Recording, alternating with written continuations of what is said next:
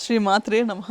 ఈ వీడియో ఎందుకంటే మళ్ళీ సేమ్ రీసెంట్ డేస్లో ఎప్పుడు చూసినా సంతోషంగానే ఉండాలి యోలో అన్న కాన్సెప్ట్ని బలవంతంగా అప్లై చేయటం వల్ల మెంటల్ హెల్త్ ఇష్యూస్ అనేవి ఎందుకు వస్తున్నాయి అన్నది ఈ వీడియో యొక్క మెయిన్ ఐడియాలజీ. ఫస్ట్లీ దేవుడు అని కూడా చెప్పను, కానీ మనం ఒక జీవికి 9 ఎమోషన్స్ ఉంటాయి, నవరసాస్ ఉంటాయి, అవునా? మరి నవరసాస్ ఉన్నప్పుడు నేను ఒక్క ఎమోషనే తీసుకుంటా, ఏ సిచ్యువేషన్ వచ్చినా సరే సంతోషంగానే ఉంటాను అంటే 9 ఎమోషన్స్ ఎందుకు ఉన్నాయి అంటే ఏ సిచ్యువేషన్ తగ్గట్టుగా ఆ టైంలో అలా మన రెస్పాన్స్ ఉండాలి కాబట్టి అన్ని ఎమోషన్స్ ఉన్నాయి, అవునా? ఇప్పుడు ఎవరో మన ఇంట్లో మన అనుకున్న వాళ్ళు దూరం అవుతారు మనకి పర్మనెంట్గా, అక్కడ కూర్చుని హిహి అని అవుతావా?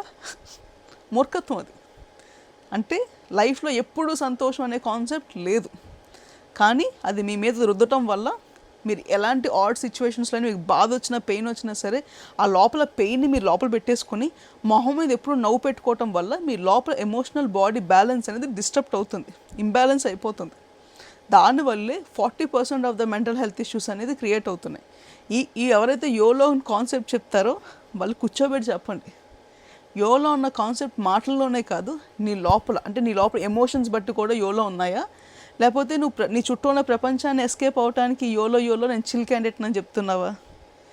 ఎవరు తెలుసు అసలైన చిల్ క్యాండిడేట్? ఏ ఎమోషన్ని ఏ టైంలో తగ్గట్టుగా వాడతాడో he or she is the best chillest person. జై శ్రీరామ్, సాయిరామ్.